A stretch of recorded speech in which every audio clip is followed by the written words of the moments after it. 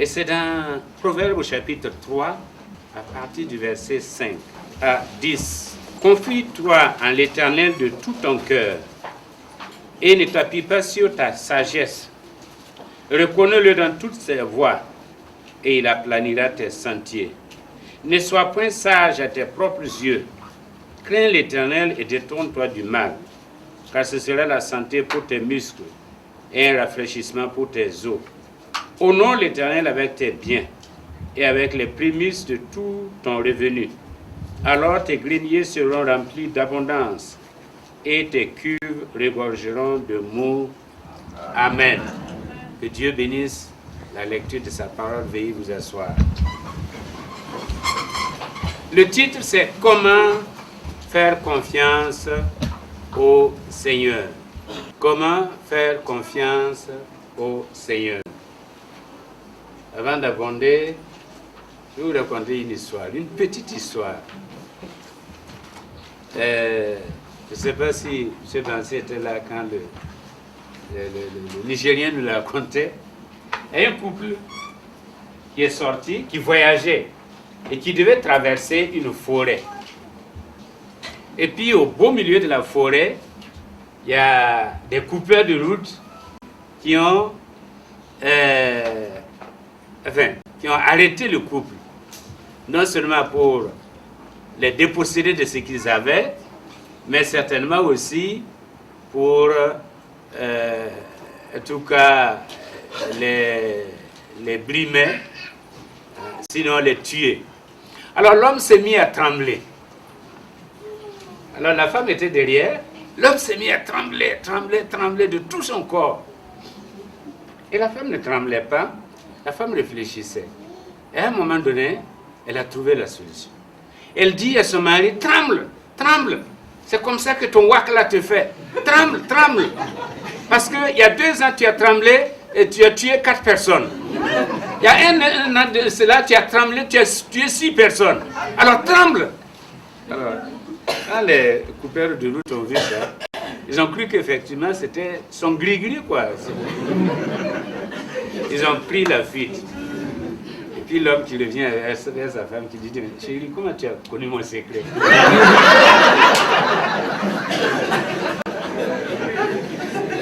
Alors que lui tremblait de peur. Comme quoi les femmes sont plus ingénieuses que nous. Elles peuvent trouver des solutions idoines. Comment faire confiance au Seigneur? La confiance est un élément indispensable dans la vie et surtout dans les relations humaines. Sans confiance, eh bien, il n'y a pas de réalisation puisque on ne peut rien faire ensemble. On entend souvent dire « fais-moi confiance ». Si les hommes peuvent le dire et le demander de leurs semblables, à combien plus forte raison Dieu doit-il l'exiger de ses enfants et surtout dans ses relations avec ses enfants. Mais comment lui faire confiance? En un mot, comment avoir foi en lui? La confiance est une marque d'amour. Faire confiance, c'est aimer et vice-versa. Mais puisque nous parlons de foi, soulignons qu'il y a 3 dimensions de la foi. Je parle de 3 dimensions de la foi qui nous sont dépeintes par 3 mots pas italien, latin. Il y a ce qu'on appelle la foi à sensus, qui est l'assentiment. Dans Matthieu chapitre 9, verset 22, nous trouvons ce genre de foi. C'est l'engagement du chrétien qui croit et qui fait croître sa foi. Il y a un effort personnel, il y a une recherche personnelle. C'est quelqu'un qui peut, qui lit, qui cherche et qui veut que sa foi grandisse. C'est pourquoi il peut parler de sa foi. Le chrétien, des fois nous parlons de ma foi. Ma foi est grande ou ma foi est petite. Ma foi est souffrante. Ma foi est chancelante. Parce que c'est, disons, c'est une recherche personnelle, c'est un effort personnel. Soit par la lecture de la parole de Dieu, soit par la prière, ou bien les livres que nous lisons, les cassettes que nous écoutons, histoire de faire grandir notre foi. Romains 1:8 parle de cette dimension de la foi. La deuxième dimension, c'est ce qu'on a appelé le fidelitas. Fidelitas. Hébreux 11:24, c'est la foi à l'œuvre. C'est la foi qui s'exprime en dehors. C'est la foi qui passe à l'œuvre.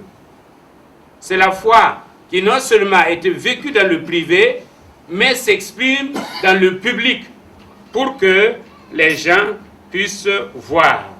C'est l'engagement responsable du chrétien, aussi bien en public qu'en privé. Jacques 1, 18 à 20. Et puis, troisièmement, il y a ce qu'on appelle le fiducia. Fiducia, qui est l'assurance personnelle du chrétien, qui sait que son Dieu est digne de confiance. Et il se souvient de la fidélité de Dieu transmise par les récits bibliques. La fidélité de Dieu transmise par les récits bibliques. Le psaume 23 est un exemple de ce genre de foi. L'Éternel est mon berger, je ne manquerai de rien. Parce que c'est une assurance personnelle que Dieu est digne de confiance. Notre réflexion va porter sur la dernière dimension de la foi ou de la confiance en Dieu. Parce que quand on parle foi, confiance, c'est la même différence. Parce que ça traduit la même chose. Alors, comment faire confiance en Dieu? Il faut faire confiance en Dieu dans toutes choses. Le verset 6 le dit, reconnais-le dans toutes tes voies. Faire confiance en Dieu dans toutes choses. Quand le chrétien ne met pas sa confiance en Dieu dans toutes choses, cette indépendance l'amène à passer à côté de la bénédiction de Dieu. Il faut reconnaître Dieu dans toutes choses. Et il faut faire confiance en lui dans toutes choses. Autrement dit, nous avons tendance à donner une partie de notre vie à Dieu et puis réserver une partie à nous-mêmes. En se disant, si ça ne marche pas ici, ici ça marchera. Je vous racontais l'histoire de l'homme qui est parti reprendre l'Eucharistie dans l'église catholique. Et le prêtre a remarqué qu'il y avait la croix, mais il y avait à côté aussi marbre, je ne sais pas comment on a traduit ça,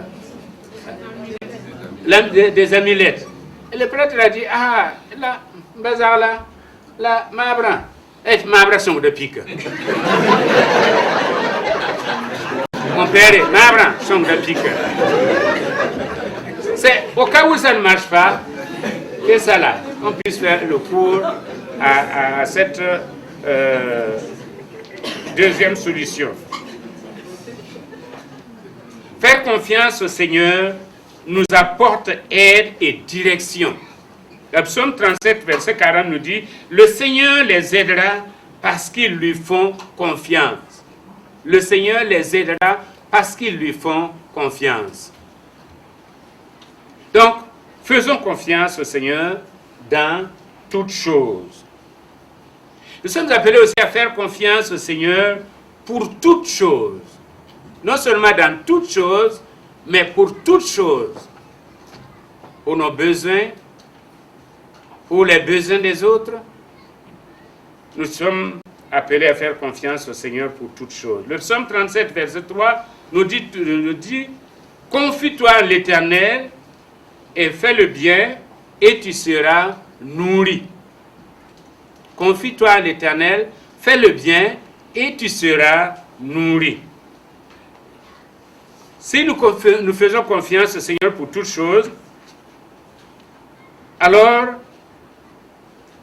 le Seigneur lui-même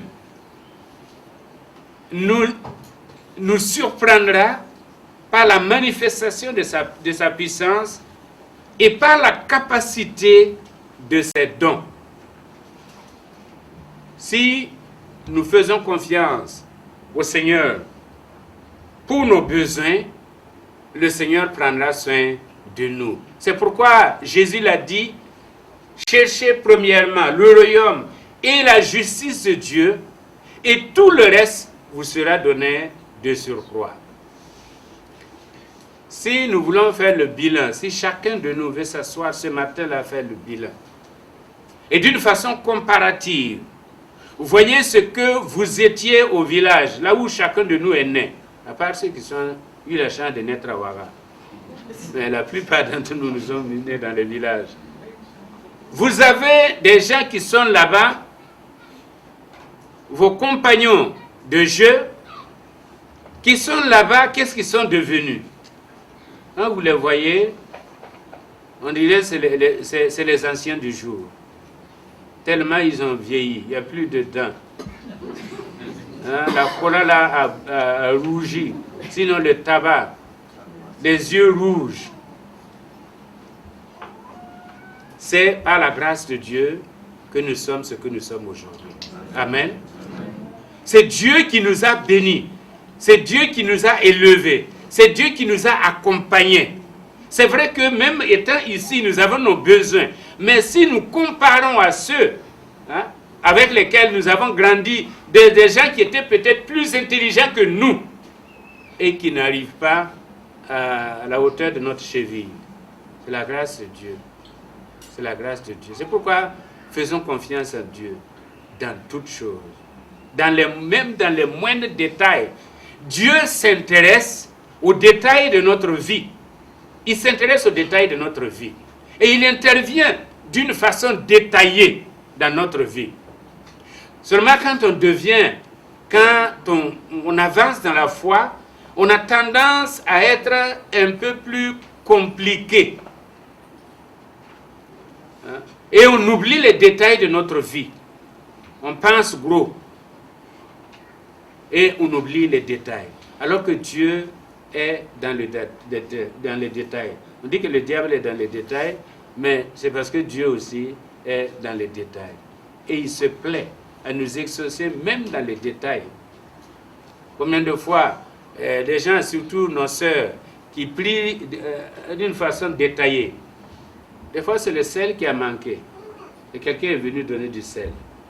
Des fois, c'est comment on appelle ça? Les ingrédients de la sauce, là. Le koura-koura, le kalalou. Non, c'est pas le koura-koura. Le sumbala. Le sumbala qui a manqué. Et voilà une voisine qui vient et dit, voisine, est-ce que ton sumbala là, j'avais un peu de sumbala ici, est-ce que... Et la brave dame qui dit, Dieu merci. Merci parce que même dans le sumbala, tu m'exauces. C'est une histoire réelle. Et ce sont des histoires réelles. Bon, les hommes sont grossistes. Seigneur, bénis la maison. Seigneur, bénis le boulot. Et puis, on ne va pas dans les détails. C'est au Seigneur de détailler les choses. Faisons confiance au Seigneur dans toutes choses. Quand les chrétiens manquent de comprendre que tout ce qu'ils ont leur vient de Dieu, alors ils mettent à côté certaines choses pour eux-mêmes. Ils attribuent tout à leur propre effort ou bien à leur savoir-faire. Il y a des chrétiens qui pensent que, bon, moi, je suis ce que je suis. En fait, bon, quand on parle de Dieu, mais c'est moi-même. Il n'y a rien autour. Ou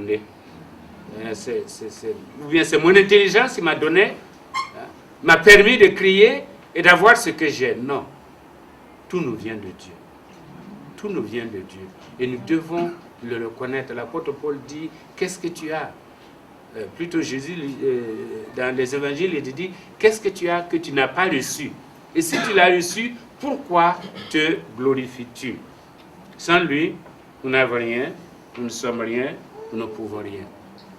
Acte 17, 22 nous dit, car en lui, nous avons la vie, le mouvement et l'être. En lui, nous avons le mouvement, nous avons la vie, le mouvement et l'être. Nous avons tout en lui. S'il nous donne la vie, s'il nous donne le mouvement, s'il nous donne l'être, eh bien, c'est parce qu'il veille sur nous et tout nous vient de lui. Autrement dit, nous ne pouvons absolument rien avoir de nous-mêmes. Dieu pourvoit aux besoins de celui qui croit. Troisièmement, faire confiance au Seigneur avec toutes choses. Faire confiance au Seigneur avec toutes choses. Matthieu 6, 21 nous dit, là où est ton trésor, là sera ton cœur.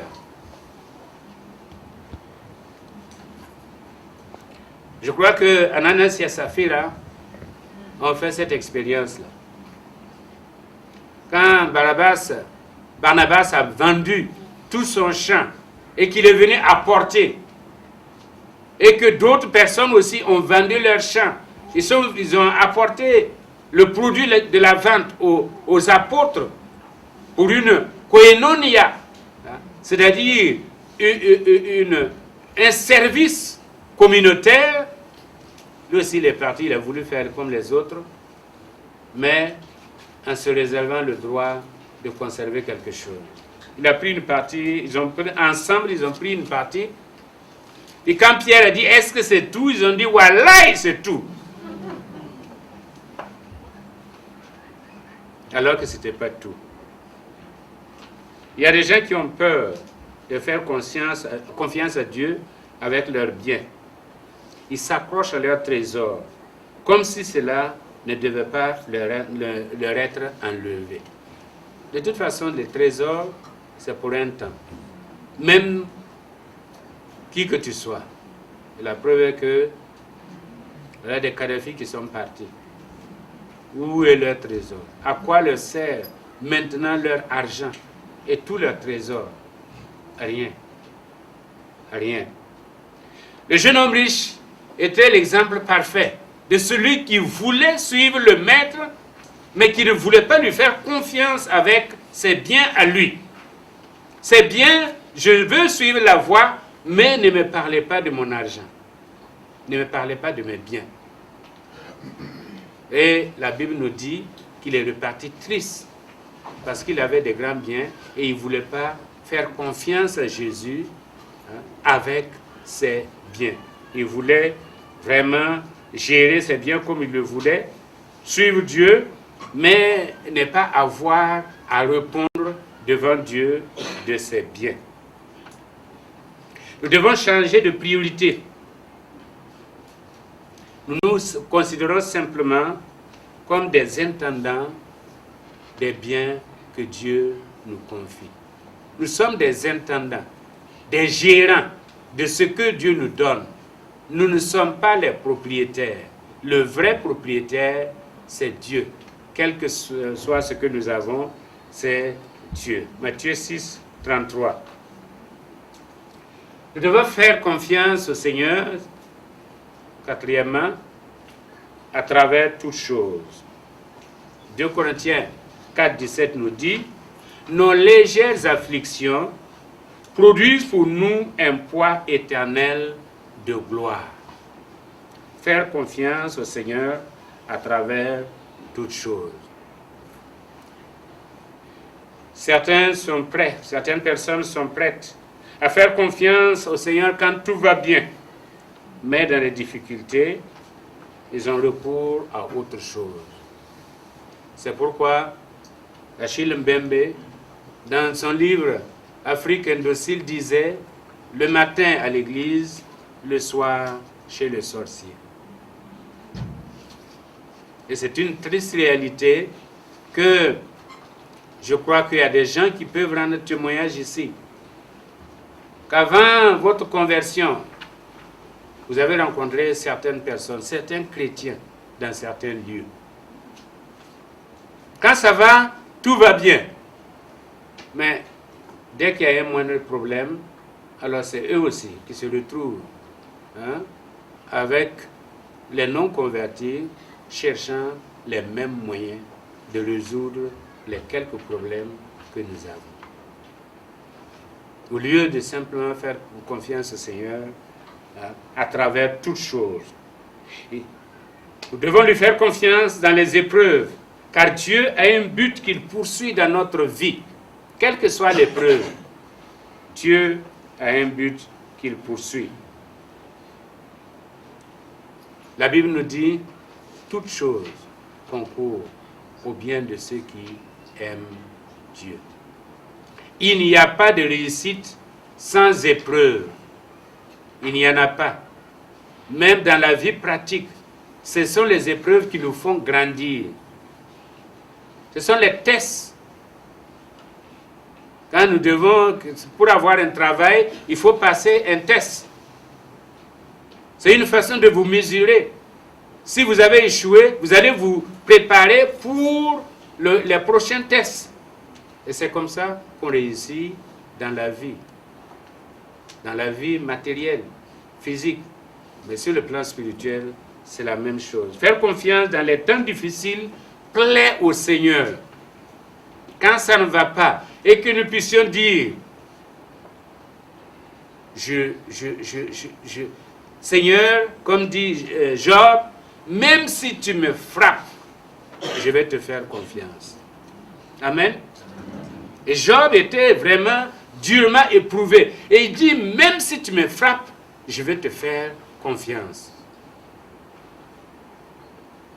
Et Habakkuk le disait, les figuiers ne produiront pas, la vigne ne donnera rien, les troupeaux manqueront dans le pâturage, mais je me réjouirai dans le Dieu de mon salut. C'est dans les moments difficiles qu'on reconnaît les vrais chrétiens. Ce n'est pas quand tout va bien qu'on reconnaît les vrais chrétiens. C'est dans les moments difficiles, quand ça ne va pas, qu'on reconnaît les vrais chrétiens. Parce que eux, au lieu de paniquer, au lieu de crier, eh bien, ils disent, je sais que mon Dieu est vivant, qu'il se lèvera et qu'il m'assistera. Amen. Au moment indiqué, il sera dit de Jacob, c'est l'œuvre de l'Éternel. Mais il faut faire confiance au Seigneur. Cette confiance est source de victoire pour nous ici-bas et dans la vie à venir. Alors pour conclure, je dirais simplement, nous pouvons faire peu confiance au Seigneur, mais jamais trop confiance en lui. Nous n'avons jamais fait trop confiance au Seigneur. Parce que quand on dit « j'ai trop fait confiance », ça veut dire que j'ai eu foi et la chose ne s'est pas accomplie. J'ai été trompé, j'ai été déçu. Mais le Seigneur ne déçoit jamais. On ne peut jamais faire trop confiance au Seigneur. Parce que dès lors que nous avons confiance en lui, eh bien, à partir de ce moment, le Seigneur, il se manifeste. Et il nous surprend. Et il nous dit, tu as eu confiance en moi, voilà ce que je vais faire. Et ce sera au-delà même de ce que tu peux imaginer. Imaginer ou rêver. Il nous bénit au-delà de nos attentes quand nous lui faisons confiance. Au point que nous puissions dire, eh bien, l'Éternel a fait pour moi de grandes choses. Et je suis dans la joie. Je suis dans la joie. Faisons confiance au Seigneur. Dans cette année nouvelle, faisons confiance au Seigneur pour nos projets. Faisons confiance au Seigneur pour notre croissance spirituelle. Faisons confiance au Seigneur pour nos familles. Faisons confiance au Seigneur. Ce n'est pas toujours facile. Ne regardons pas aux événements extérieurs. La Bible nous dit que si nous regardons aux manifestations extérieures, eh bien, nous n'allons pas semer la semence de la foi. Mais si nous faisons simplement, nous regardons au Seigneur, nous faisons confiance, il agira. Amen. Il agira. et il va glorifier son Seigneur. J'aime mieux avoir Christ que l'or fabuleux. J'aime mieux avoir Christ qu'un palais somptueux. J'aime mieux avoir Christ que la renommée. J'aime mieux qu'il me guide par sa main percée que d'être un grand roi vêtu de fêlin, mais le cœur désert sans lui. J'aime mieux avoir Christ que les plus grands biens que le monde offre aujourd'hui. J'aime mieux avoir Christ que d'être arrivé au sommet de la gloire, de la célébrité. J'aime mieux avoir Christ que la le plus grand. J'aime mieux qu'il dispose de tous mes talents que d'être un grand roi vêtu de fêlin, mais le cœur désert sans lui. J'aime mieux avoir Christ que les plus grands biens que le monde offre aujourd'hui. Mon Jésus est plus noble que le lys royal, bien plus doux qu'un rayon, le soleil matinal. Il réchauffe mon cœur et le satisfait. J'aime mieux sa présence, son amour, sa paix, que d'être un grand roi vêtu de fêlin, mais le cœur désert sans lui. J'aime mieux avoir Christ que les plus grands biens que le